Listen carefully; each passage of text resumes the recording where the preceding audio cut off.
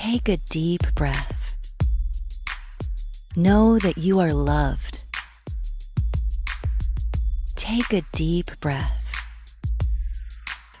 Know that you are loved. Breathe. You've arrived at the Evolving Lover podcast. This transmission is brought to you by the Online University of Love and Sexuality. We would love you to receive all of our podcasts and videos at www.uls.online. Now, here is your host, the funny, thoughtful, and loving Steve Burford. Enjoy.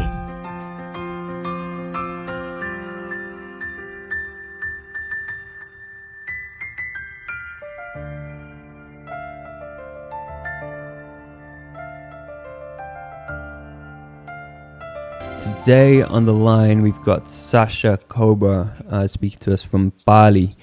Hi, Sasha. How are you doing? Hey, Steve. Thank you for having me.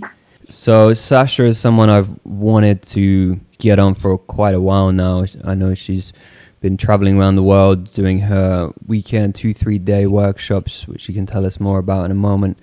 And someone that's very well respected in the world of teaching about full body orgasms and aspects of tantra and conscious lifestyle and living, and all this awareness around sexuality. I believe she was trained under, which she'll confirm in a moment, Shantam Nityama, who was a podcast guest just a few weeks ago, which you can go back and listen to his podcast should you be interested after this one. So yeah, I'll open the floor for you, Sasha, just to tell us and the audience who don't know about you, to tell us a bit about your journey, perhaps a bit about Nityama as well, and what you're doing today. Well, honestly, the journey is a long one. And to go all the way back and to explain it, I don't know how much that's going to serve people. I think maybe just mentioning how and why you chose the path that you did. Yeah, so the path is chosen for you. You don't actually choose your path. Good point. So coming into existence, like most people, we have a certain inclination or a desire toward anything, whether we have a strong desire to play the piano, whether we have a strong desire to be a teacher or a doctor or a basketball player, whatever it may be. So I would say that coming into this existence, I've always had a lot of interest around love, and probably saying a lot of interest is an understatement, but let's say an ongoing obsession and understanding and attempting to do my best to understand what relating is about in intimate relatings, what love is about in whether it's family, friendship, and just embodying love. What does it mean to really love? And sex, of course, is an extension of that, at least to me. It's an extension of our love. So spiritual aspects and all things in life, all of that were interests. You could call it a hobby, as it is for many people. And how we choose a path, the path is chosen for you in the sense that when you have whatever you're passionate about and you keep moving in your life, giving a lot of energy to these passions, life will create situations to give you the resources and the people that you need to have in your life for you to keep expanding on your understanding of whatever it is that you're dedicating yourself to. So at one point in my life, I had come across many different people that have been an influence to me, but one of those was Shantam Nityama, which is the man that you had mentioned. And prior to meeting him also, I had a very acute interest in energy work and understanding how to play with energy and already doing that within my own body. So coming across Nityama, he showed me how to take all of these interests that I had and make it be a service for people. So he had been doing this work for decades. And when me and him came in contact, I was exposed to the work on the receiving side, meaning just seeing the work as everybody else that comes across Nityama and the work that he's doing. And then eventually spending more time with him, and it just developed organically where people started to come and actually had interest in having sessions with me. So after some time of doing that, I thought, well, I guess I need to make a website for it.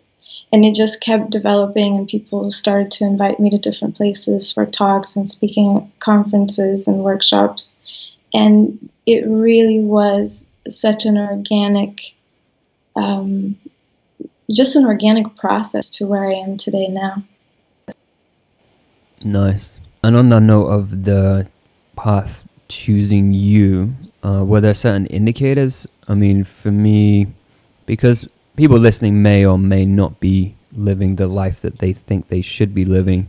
And for me, it was watching my parents kind of destroy each other for 10 years at least, which kind of triggered me wanting to understand more about what is going on with love on this planet, what is going on more with the relationships between the masculine and feminine on this planet, what is going on as a culture and individually in our relationship to sexuality. These were huge questions for me growing up out of my childhood, and I wonder if you sort of had similar experiences that kind of were indicators and signposts to go this, or it was just simply a heart-based pull that you just followed your heart all this way. Well, I guess people's paths have different turns to how they get there. There's many different ways to getting to sharing this kind of work. And I notice that for a lot of people, it's a path like you described, where they get to see the shadow side of something and they want to find the light. For me, I remember when I had come across Nityama, I was thinking like, so you work with people about sex and their sexual dysfunctions.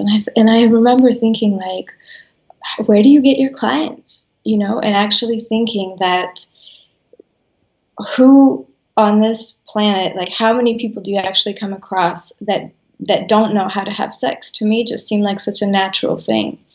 And at one point I was living with him and just seeing how many people were flying in from all different parts of the world with all these issues they were having around sex. So for me, the path chose me in the sense that all of it was so effortless for me and it seemed so natural. So in you asking, like, how do you know when you're on path, is one of those would be, what is effortless for you?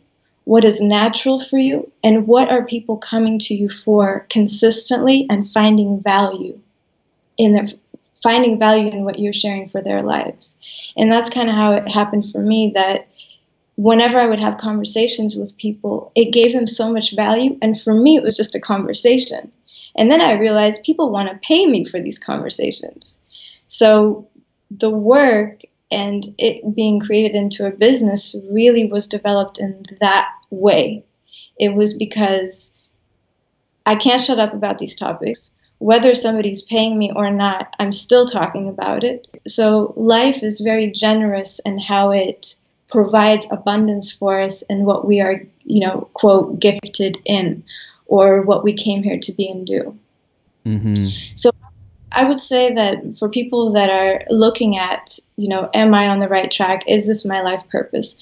First of all, I don't even know what my life purpose is, because my life purpose is to do whatever is in alignment for me at any given moment. And right now, what I'm doing now is totally in alignment, but I'm all the time changing and evolving, and that could be something totally different 10 years from now, 20 years from now, or next week. I have no idea.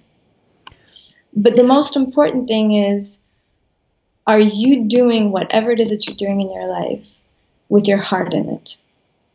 That's how I know when I'm on track. If my heart's in something, if I love what I do, and if it brings joy to me and joy to the people around me, I know that I'm on track, whatever that may be. And it really doesn't even matter what it is, because I feel that in our society, we especially now with social media, we put so much pressure on ourselves about what it means to be successful. But really, being successful just means that you are happy with your life. You're happy with yourself. You love and you are loved. That's it. And that can look in so many different ways, in how you share that love and how you be love and how others get to receive that love from you. Now, it could be, in a business of doing healing work, energy work, whatever that may be. Or it could just be that you're working some 9 to 5 job, if that is something that you enjoy, and on your time off, you're loving and being loved. Mm-hmm. Yeah, and what you said there about like if it comes to you with ease, and that kind of speaks to living in flow, which one of my friends, Justin Fairman, has a lot of speakings about how to live in flow, and two of those aspects that he speaks about is this: yes, is it easy for you to do, and also this: always say yes to the highest vibration, as in, is your heart saying yes to this thing? And if so, then follow it. And this kind of links, and my next question is like, before we move on to that next question, I do want to touch on something, because I think it's really important for the generation that we're in and the younger generations, which is that things have to be easy. And I think that that's really misunderstood, because the place to where I got to today and what I'm doing, it's not that it's necessarily easy. I've worked really hard to get to where I am now, and I continue to work hard. And sometimes I work way longer hours and put in way more energy than most people do when they're working 9 to 5 jobs. And that's the truth of it.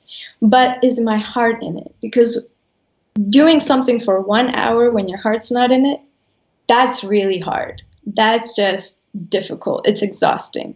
But if you have to stay up for 24 hours working on something, creating music if that's your passion, creating movies if that's your passion, sharing whatever it is that you want to share, it's not that it's easy. Your path doesn't mean that it's not going to have friction. It's still going to be what it is. But with your heart in it, that's when it brings you joy. This transmission is brought to you by the Online University of Love and Sexuality. We would love you to receive all of our podcasts and videos at www.uls.online.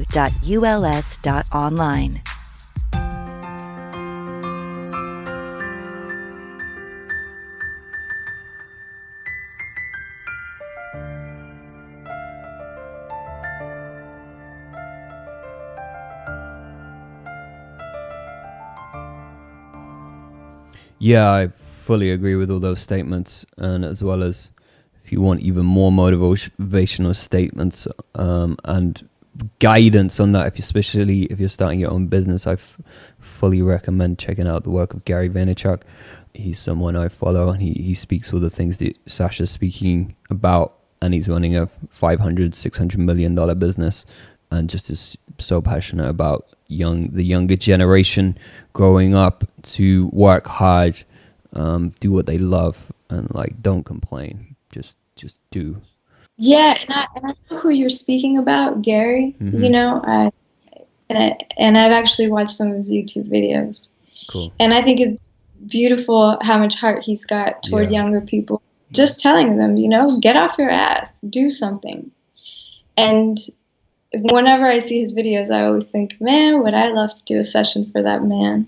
Yeah. Because there is a very need for balance in the hustle and in the doing and in the pushing, and in the time that you need to actually sit back, relax, regenerate, and nurture yourself. Nurture yourself through softness, through gentleness, and not through forcing and pushing. Mm-hmm. So if you ever come across Gary, tell him. I think we should try and do a joint podcast with him. I'm serious. Like, I'll reach out to him because I know he's going to do another book about being perfectly parented. So he might want to promote that on new podcast. So maybe we can get him on and speak about perfect orgasms. So kind of leading on to this being in flow state and allowing yourself to follow your own path.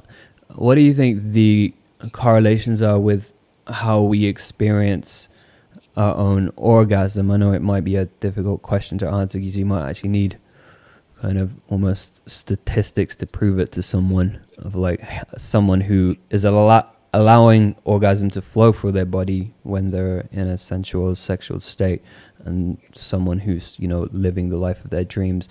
or like living in happiness, as you say, and it's happy with their life. But do you think there's a correlation between how we let orgasmic energy flow through us and our lives? Well, first we need to define what orgasmic energy is, what orgasm is, and all of that in between. Because orgasmicness, in the way that I define it, is not just limited to a sexual interaction. So yeah, of course, if we want to focus on that theme first, when you're in a sexual interaction, the question is, do you allow yourself to feel? If you allow yourself to feel, it also means that you allow for energy to move through you, whatever that may be. And that energy is going to be your sexual energy. It's your creative energy. It's the energy that drives, say, your purpose, because it's your being. It's the spirit of you. And that's the part that came here to have this incarnation, have the experiences that it's meant to have. But I want to clarify that, because we're not just talking about orgasms as we know them, where you're, rubbing and ejaculating, but the same way that children are orgasmic. Children have full body orgasms. Children have a full body orgasm when they're jumping in puddles in the rain. Children have full body orgasms when they're chasing after a butterfly, meaning they are allowing for their life force energy, this creative energy that they are made up of. And they're made up of sexual energy because it took sexual energy to create them. So when we allow for this energy to move through us, that's really an orgasmic state. Now, if you think about if someone's on purpose or not and how that correlates, well, if you're not allowing this life force and this creative energy to move through you, then you're really kind of on your own. You're not allowing for the godliness of you, the super divine intelligence, the higher intelligence of you to have full access to you, to your body, to everything that is manifested in the physical realm called the you.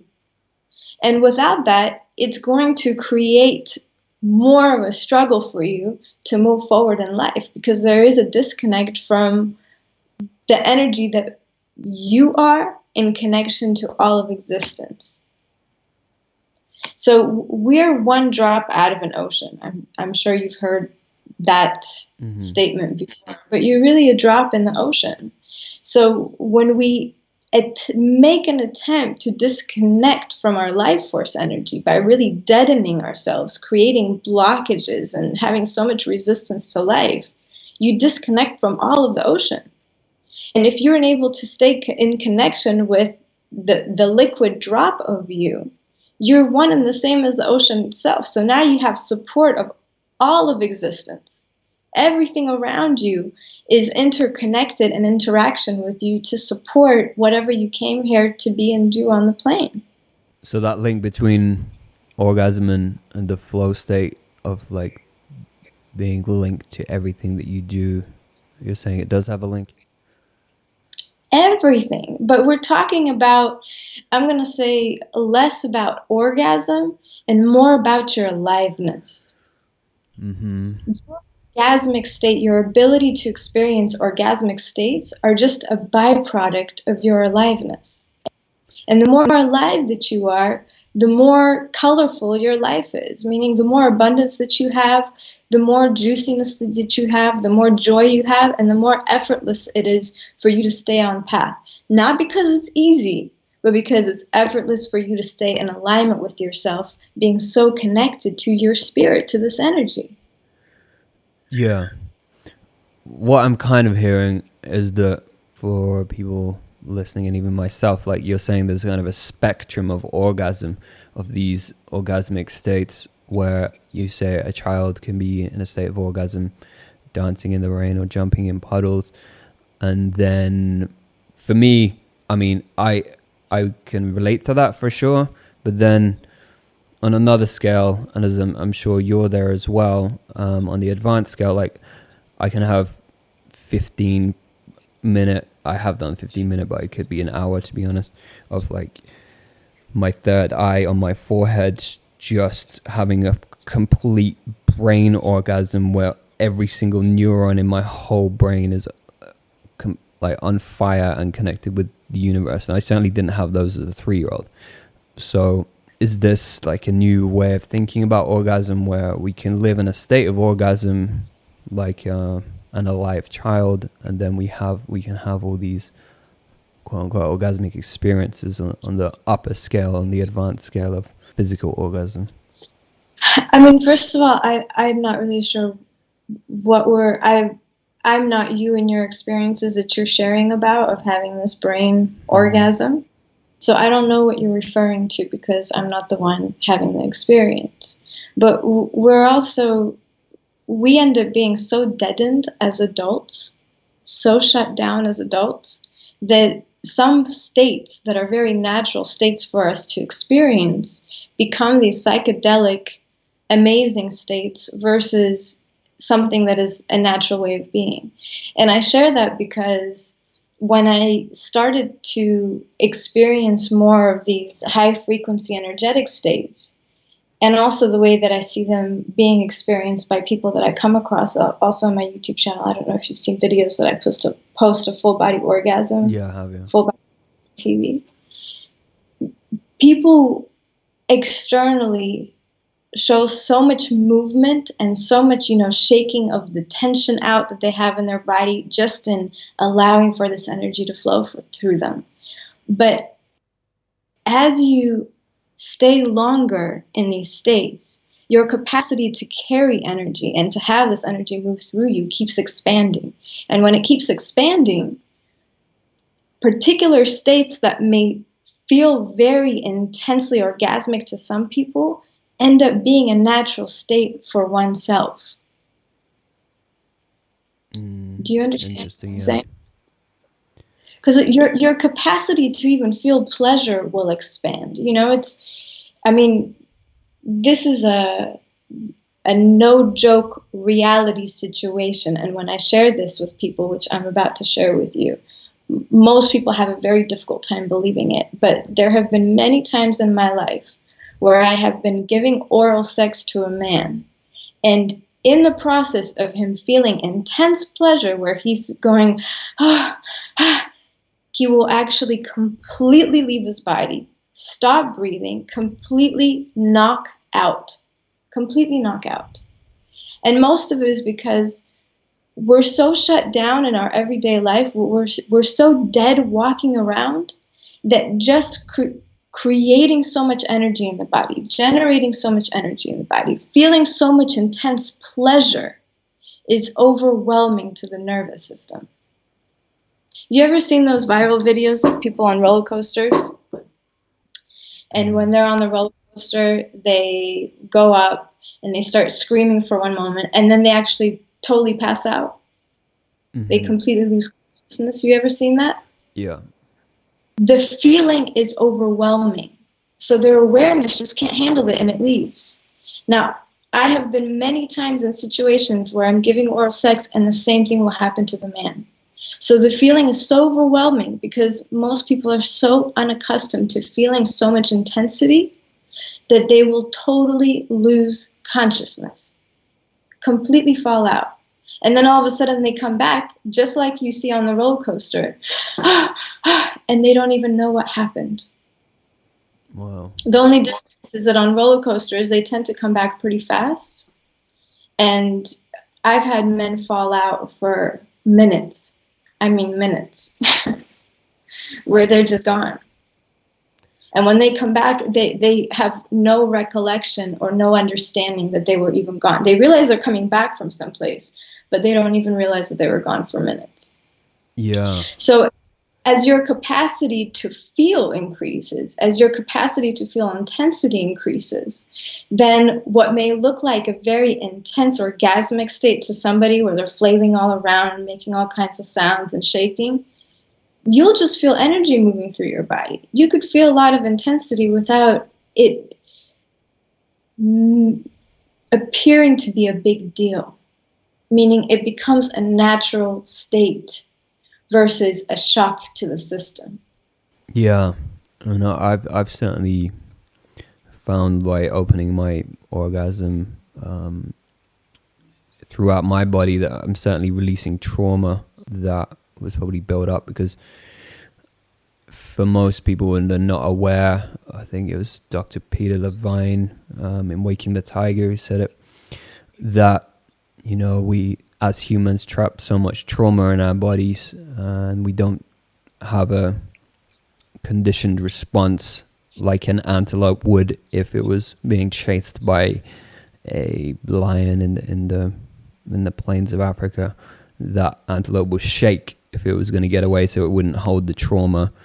Whereas even if we probably drop an ice cream as a child and our parents might shout at us if they're in a bad mood, that might give us trauma and we never shook it off, and then it grows and grows from there. You know, you can imagine all the different, sometimes horrific experiences that some humans go through. What he's referring to, and I'm most familiar with his work, which I think how he writes and describes the process is so on point. So I would most definitely recommend for people to check out the work and read his books. And what he speaks about is basically undischarged energy. That's what we see. So these orgasmic states allow for you to discharge the undischarged energy that was never released in moments that we experience, you know, quote, trauma, whatever that may be. Like using the example that you said of you just drop an ice cream cone and someone shouts at you, or whether it was real physical abuse, sexual abuse, whatever we have deemed in society as real violent trauma. Is it a matter of receiving in our bodies the open pathways, opening up those pathways? Are there practical things that someone can do at home? I mean, on our last podcast, just to let you know, I had a surrogate partner therapist in Philadelphia come on, and she was very much talking about the breath being incredibly important, and essentially the breath and making sounds. Is there practical things you can offer anyone listening? Yeah, I mean, the breath definitely has a whole lot to do with a practical thing that you can do. But before we even touch on that, I want to share this, and that everything in nature is always looking to come into balance. Everything.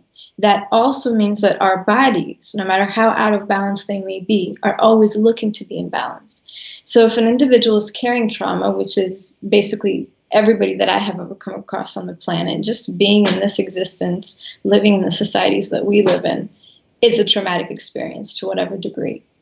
So it's really important for us to understand that life is providing you with thousands of opportunities a day for you to come back into discharging this undischarged energy and having your body come back into balance.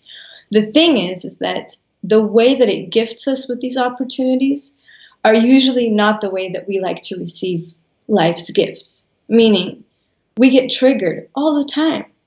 We're triggered all the time. Somebody talks to us a certain way, we feel something. We get offended here, we get offended there. We're doomed with an epidemic of what we call self-importance. And all of those things, all they're really doing is creating intense feeling in us that we need to discharge. Now, what happens is that whenever we feel uncomfortable on whatever level, whether sadness is triggered in us, anger is triggered in us, rage, shame, guilt, whatever it is, the moment that we get triggered, we either jump to defend it or we jump to run from it as fast as possible. So we actually fail on receiving the gifts of life, the opportunities to see, wow, okay, anger's triggered in me. Now, this doesn't have to do with anything other than the fact that I've been gifted with the opportunity to release anger that I'm carrying all the time that's just being triggered. Because if a person's not carrying anger, they're not going to get angry at situations. They don't get triggered by situations.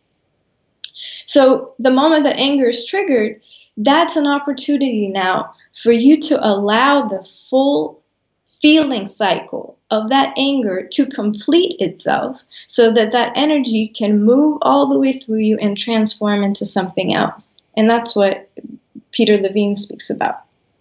Mm-hmm. So the question is how do we allow for the discharge of the energy, and how do we support this process?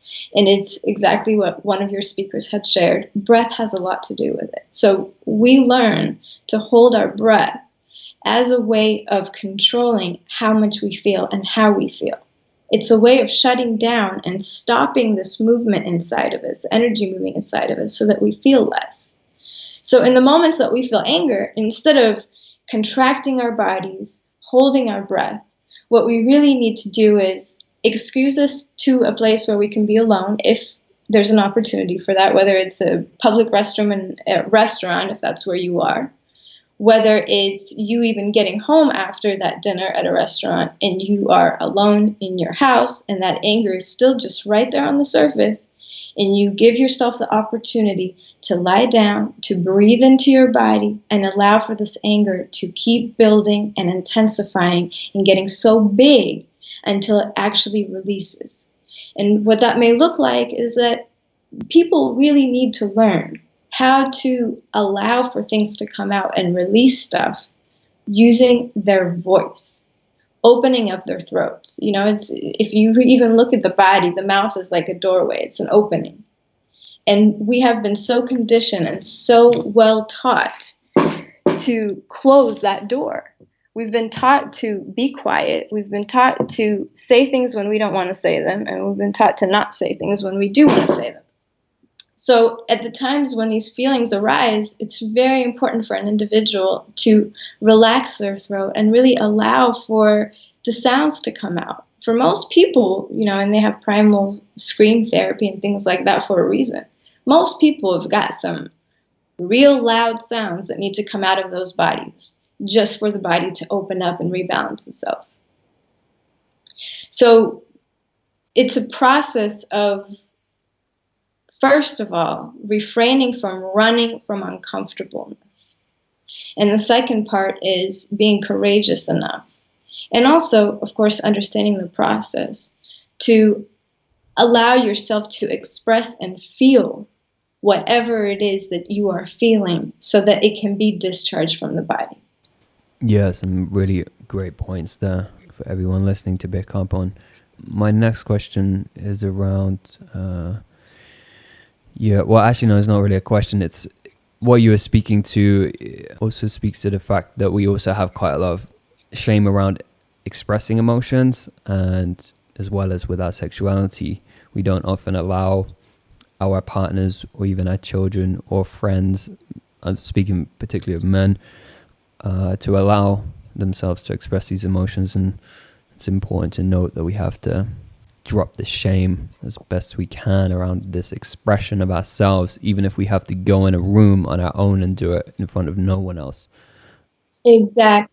And this is a really important note on this topic, because expressing your emotions is not something that you from now on have to go to your partner or your friends and start telling them about how you feel and all this kind of stuff. Being vulnerable and honest means that you need to be honest and vulnerable with yourself. It really doesn't even matter what you're doing in the world. The most important thing is that you can at least do it with yourself. So if you feel anger, it doesn't mean that you have to go to, you know, all the people close to you and start to express to them your anger and all this stuff, which actually is going to involve way too much of your head and way too much of your thinking and way too much of your mind. What you really want to do is stay within your body and stay with the feeling and allow yourself to cry when you want to cry, to yell when you want to yell, and nobody has to be around to see that or hear that or experience that other than you. Yeah, and with anger itself, anger is usually wanting some action to take place either relatively quickly or after. But when you have that time on your own to express the anger, you can consciously work out what is it you're angry about.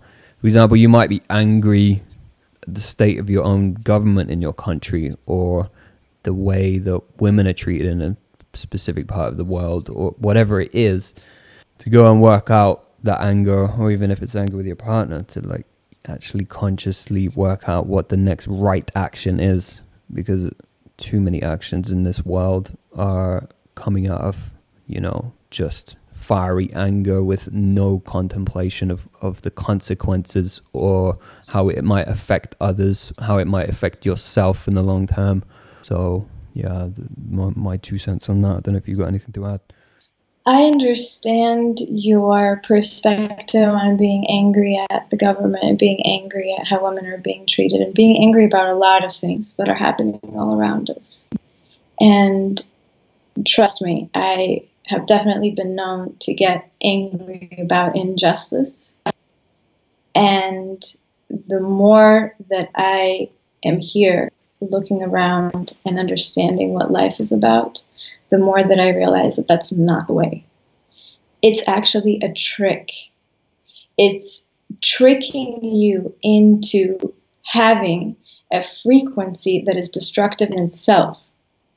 You being angry at something, even being angry at injustice, is you bringing in and in that moment embodying and radiating a destructive frequency, which is a reflection of what you are angry about.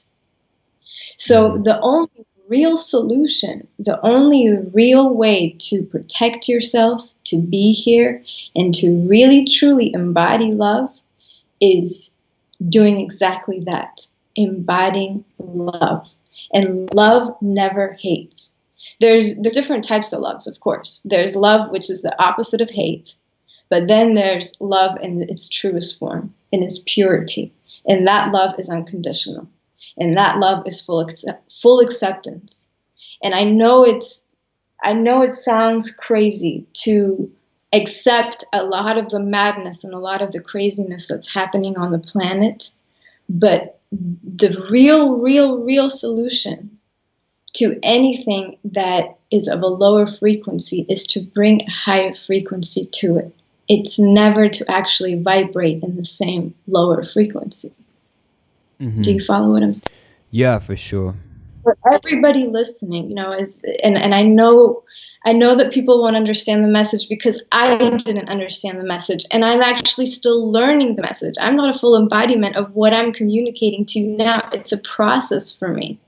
But I can see clearly, even if I get off balance at times and can get angry about certain things that I see on the media and such, I know that the only way to be of a real change and to be a real revolutionary spirit on this plane is to fully accept all of the pain, fully accept all of the violence, be in full acceptance of everything. And it's through that you're loving it. And through your loving it, you transform it. Yeah, I completely agree. And it might be the scenario that I mentioned a minute ago where I'm angry at some state of the world that I would spend time on my own, and I would come to the realization that you just came to. And one of my teachers, in fact, one of the truest statements she said to me was that the only truth is love, and everything else is just story. So like anything that you're angry, upset about in the world, generally speaking, is a story. And when you kind of just strip away the story, all you'll find that remains is love, and therefore you have to embody that to move forward. It's like, which wolf do you feed? Do you feed the love wolf, or the angry wolf, or the fear wolf, or whatever one your emotions are telling you to embody at that time? You don't have to take that route. So I wanted to ask it may be a question some of the advanced listeners, in terms of maybe they've been in Tantra a while, or they've been playing with their energy system and their full body orgasm capabilities, and they can do a lot. For people who are able to do these things, how can they use orgasm to their fullest potential? It's not about you trying to do something. If you are truly in a place of allowing life to do what it wants with you on so many different levels, be it whether you're in the flow of life that is a reflection for you externally, or whether you're allowing for the flow of life to move through your body, which really the two are very much one and the same, that's going to keep you growing. That's going to keep you expanding. That is the nature of it. So instead of attempting to decide of how do I use orgasm to keep growing, it's more of how do I continue to generate more and more energy and refrain from leaking energy and be wasting the least amount of energy that I possibly can, because it's through your accumulation of energy that you're able to continue to expand on so many different levels, as far as your refinement in your sensitivity goes, in your physical senses, spiritual senses, emotional senses, whatever it may be. So it's about that. It's about your ability to continuously be generating energy. And orgasmicness and orgasms, even if we're speaking about not just orgasmicness in the way that we had shared it, but in understanding how to make love energetically, where you're generating and accumulating more and more energy in the sexual interaction, be it intercourse, be it anything that is generating energy in you. All of that are gifts for your expansion. Now, as you're receiving these gifts, it's also very important to see how we leak energy. And leaking energy is allowing ourselves to wallow in unnecessarily in low frequency states, such as anger, sadness, shame, guilt, and all of those things. If that is the state that one is living in, it's very important for them to do whatever is necessary to clear those things out. And there are tools and systems for that, including things that I'm sharing, like with energy work, workshops that they can attend that I'm sharing as well. So it's very important for them to refrain from being in high peak, low vibratory emotional states, and a lot of thinking, getting out of the head. It's a huge waste of energy. Unnecessary communication when it's not needed. And what I mean by that is a lot of the small talk that people have is a waste of energy. Also, unnecessarily listening to small talk. It takes a lot of, even if you're not the one talking, it takes a lot of energy to listen to someone's craziness coming out of their mouth and all of their head stuff. And another one that is not as focused on in the spiritual community is a focus on what it is that you are doing with your body on a physical level. How are you eating? You know, a lot of these spiritual masters, they are very much enlightened and amazing and all of that, which I honor and revere that intensely. However, wouldn't it be amazing if people took a more holistic approach to everything and actually cared about what they eat? We really fail to realize how what we put in our bodies and the amount of stress that we put on our digestive system, how that affects us on so many different levels, in our emotional states, our clarity states, and overall. It takes an enormous amount of energy for our bodies to process food, and an overabundance of food, an unnecessary amount of food, and especially if it's food that is toxic to the body or what is really fake food. So if you're somebody that's very much committed to your growth and expansion, you need to look at your whole life as a whole, and all the different genres, all the different categories. You know, how do I relate to sex? How do I relate to intimate relationships? Do I get very emotional? Do I spend a lot of time beating myself up emotionally? Do I spend a lot of time allowing somebody else to beat me up emotionally? Where am I exhausting myself emotionally? And where am I exhausting myself because I spend a lot of time in my head and I drive myself crazy with my thoughts? And where am I exhausting myself with the relationships that I have with my social circle? What kind of conversations do I have? Whether I'm the one speaking or whether I'm the one listening. And what am I feeding myself, not just with food-wise, but overall, you know, with the media, with everything that is being programmed to us to shut us down, to create a separation between us and spirit. And pretty much anything that you look at mainstream is going to be intentionally created to do just that. So you've got to look at your life and decide, okay, how am I going to live from here? Because if you can just alleviate and remove those things, all the places where you're leaking energy, you will already feel a surge of energy and a completely different experience inside yourself just from all that energy that you don't waste on those trivial things. And then if you pair that with understanding how to utilize sex as a tool for spiritual development, as a tool for generating energy, for really building up this internal muscle of consistently being in connection with oneself, having that connection with spirit be the one guiding you. And that's solid. If we can focus on that, you will have a completely different life. Mm-hmm. Yeah, I think in my life, I certainly try and use my sexuality and love as an alchemical tool to kind of burn away everything that is not me, the higher or bigger version of myself. And final question relates to that conscious lifestyle and energy release and holding on to your energy and building it up. What are your views? Because I'm still actually trying to make up my own views on ejaculation for men.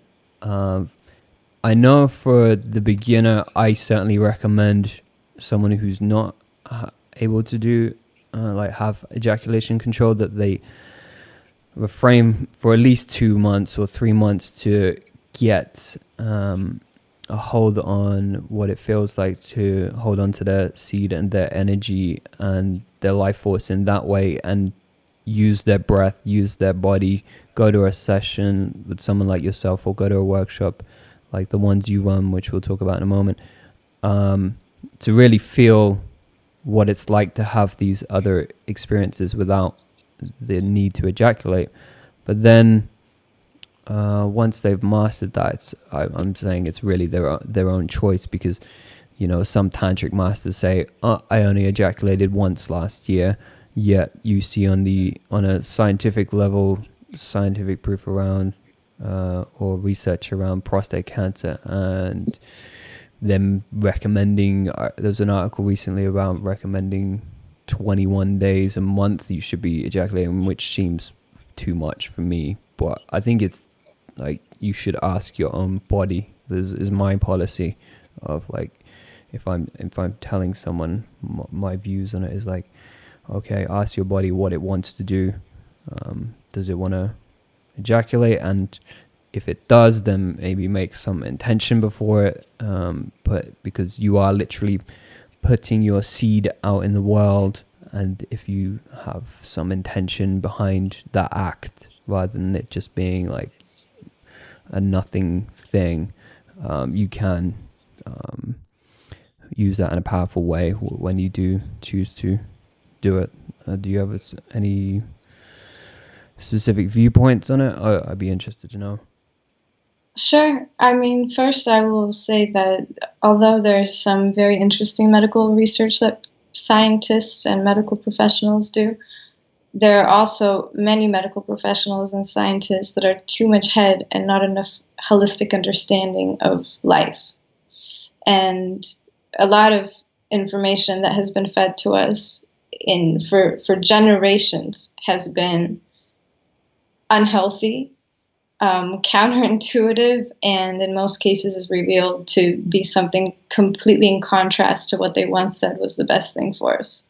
So I wouldn't necessarily follow that. And I would follow exactly what you had mentioned, which is listening to one's own body. Now, the difficulty in listening to one's own body is that if we are addicted to something, then your addiction will speak louder than what your body's healthy state would want to communicate to you. So in this case, it's interesting to try certain things, to experiment with certain things, and then from there make your own decisions. So when it comes to ejaculation for men, what I always ask a man whenever this question arises is I tell him, how do you feel when you ejaculate? What happens to you after you ejaculate? Do you feel energized? Do you feel powerful? You feel confident? You feel great? And the answer is always no, meaning the answer is always that they feel tired, they feel depleted, they sometimes fall into a depression, and I say fall into depression, even if it's for an hour or whether it's for a week, it really doesn't matter. But the effects that they experience after ejaculation is a loss of something, that something is now less than the state that they were in before. So there's really no right or wrong. The first thing I will say is that you definitely in no way want to create a psychosis in you around ejaculation. And I say that because there's many men that I have come across that have tried, 21 days of not ejaculating, and then they put so much pressure on themselves and so much, I want to be a tantric guru and I can't come, that should it ever happen, they feel so much guilt and shame around it that they will create trauma in themselves just out of the fact that they feel so bad for, breaking their ejaculation fast. Yeah. And I've done that. Yeah, and that's crazy. So with everything, you want to do things in moderation, setting an intention and always being loving with yourself and easy with yourself in your process. It's just like when you're training a child to do something, potty training, for example, you're setting an intention. But if your child has, quote, an accident and they pee in their pants, do you get angry? No. You just go, okay, it happened. It's not a problem. And you keep moving towards whatever it is that you wanted to accomplish.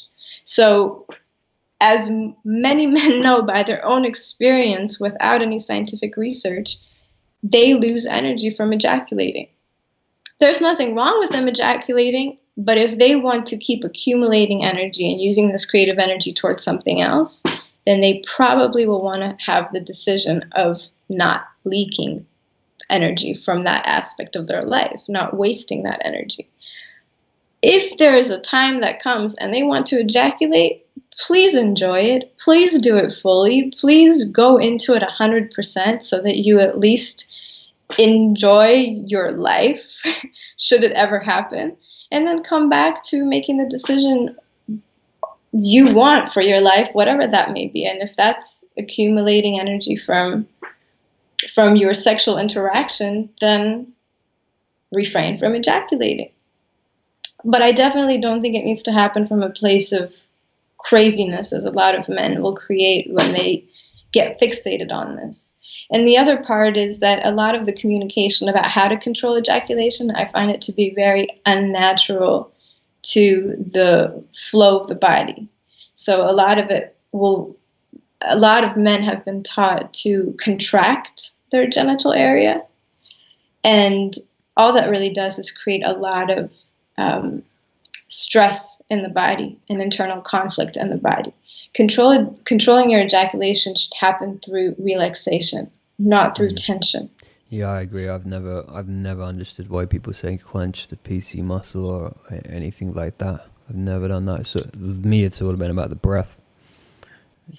Yeah, and fully relaxing the body. So a lot of men will also feel that they have failed in being able to control their ejaculation because they may be having sex and then the ejaculation is right there at the door knocking, and they will squeeze their muscles and then they'll still ejaculate. Or nothing will come out. They will be in pain. They will have blue balls. It's not something that feels like an effortless, natural, easy process for them.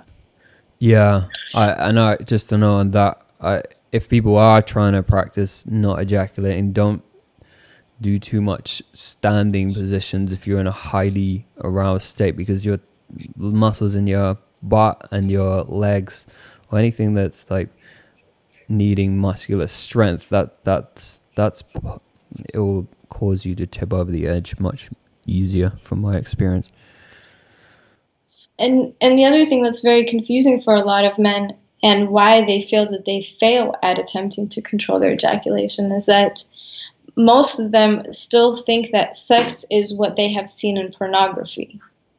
So if you are inside of a woman, or whether you are getting oral sex or a hand job, whatever it is, and it's done with friction and it's done with this fast in and out motion, which, first of all, I don't even really understand the pleasure that people find in that, because it's so superficial. It never really fully integrates the intensity into the whole body. But because most people, all they have seen is Hollywood movies, and all they have seen is porn, and sex is not really shown anywhere else, and most people are just copying what porn is anyway, that's what they know. And if you go into sex like that, it's very difficult to imagine controlling your ejaculation while running a sprint inside of a woman with your penis. Yeah, So indeed. the concept for men to understand that sex should be slow, slow, slow, slow. If you think you're already having sex slow, in most cases, you should be going even slower. And that's the truth of it. You need to move slow, not because slow is the way that you can feel more. Slow is the way that you actually will have a more intense connection. And the slower that you will move, you will actually feel more intensity than if you were to move fast, which I know sounds backwards for many people, but it's because they haven't tried the other. So for those of you that are listening to this, slow down and bring all of your awareness into your penis. For women, bring all of your awareness into your vagina. Your movement in sex should never be faster than what your awareness can follow 100%. It's your awareness that creates the connection. It's your awareness that brings the energy to wherever you're bringing your awareness to. So when you're having sex in that way, you're so aware of where you are. You're so aware of how heightened the feeling is and how close you are to ejaculating, that instead of sprinting off that cliff, you're walking up to it. And if you're walking up to it, you can just pause and stop on the edge, at the edge of the cliff, and just hang there for a minute. And because you're so close to that edge, you will feel so much pleasure and so much intensity. You won't need to go over, but you also won't need to miss out on all the intense pleasure that one feels in experiencing these high intensity states that ejaculation brings them. Yeah, you can hang out on the edge of that cliff for sure. And another part is that a man can actually separate his ejaculation from orgasm altogether. Mm-hmm. And there's not a whole lot of communication about this in the tantric communities. There's a lot of communication about men not ejaculating and experiencing what people have called the Valley Orgasm. So a man basically, comes to this understanding of, okay, I'll enjoy the woman for the pleasure of feeling, the pleasure of having sex, the pleasure of bringing her to these ecstatic states, and I just will miss out on peak orgasms. And that's really false. It is very, very possible for a man to experience the same sensation that he experiences when he ejaculates. He can experience that without anything coming out of his penis, without ejaculation. But it's a process, and it's a very in-depth process of getting to know your body and getting to know how close you can get to that edge without falling over and without totally losing the intensity of the edge. Yeah, for sure. And that's the full body orgasm experience, because it's not, being in a male body, it's not that those orgasms happen in my genital or groin area. I mentioned about the brain, it's the same sensation in my brain. Or no, what I'm saying is that you will have that exact sensation in your genitals as if you were ejaculating, but nothing will come out of your penis. Yeah, I think I've experienced that as well. But I'm saying you can move this to anywhere else in your body from my experience. Like, it's the same intense orgasm in my heart or brain, or pushing energy up my spine. If someone would tap on the base of my spine or something like that, it's that same energy that I experience. I understand what you're saying in regards to this orgasmic full body orgasm state, but I really want to emphasize this because for whoever's listening, again, I want to emphasize this part. Mm-hmm. It would be the same experience as if you thought that you came. You totally thought that you ejaculated. And I'm sharing this with you because, again, this happened to me in an experience with a man where I was giving him oral sex, and in his mind, he came. He totally came. And then he comes out of, this orgasm experience and is really, really confused.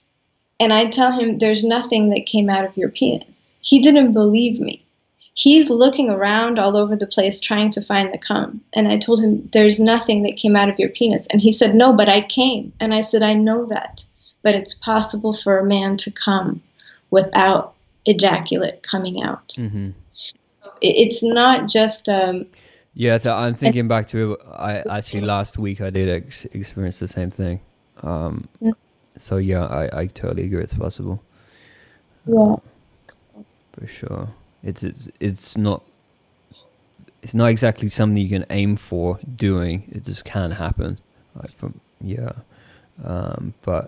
the whole ejaculation thing is simply it's separate from orgasm and needs to be separated in the logical mind of a man. He really needs to start saying, no, you can have these two things separately, whereas he's been kind of ingrained to think that they are one thing. Yeah, and I'm also saying that it's something that you can practice and do consciously. It's not just something that happens. Mm-hmm. It doesn't happen by accident. It happens as a practice of you getting to know your body so that you understand at what point you need to relax, so that the energy that's being built up goes over the edge internally, but not physically. And it's a practice like everything else. Mm-hmm. For sure. Some good points. So lastly, yeah, if you want to tell the listeners more about your workshops, what do you do in them, and where they can find out more information about them, that would be really great. Sure. So there's a tour.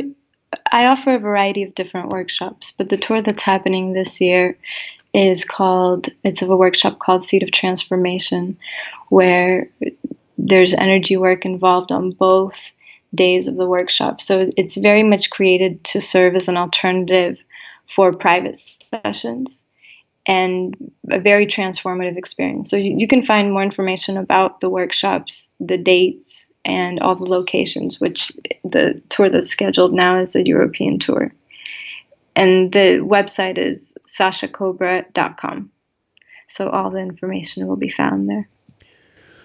Great. Yeah, I'm going to see if I can get to one of those myself. And I would highly recommend anyone listening to go to Sasha's website, sashacobra.com, and really think about going, especially if in Europe. I know you go to other places around the world all the time. You're in LA, even Mexico. I've seen you in Bali at the moment.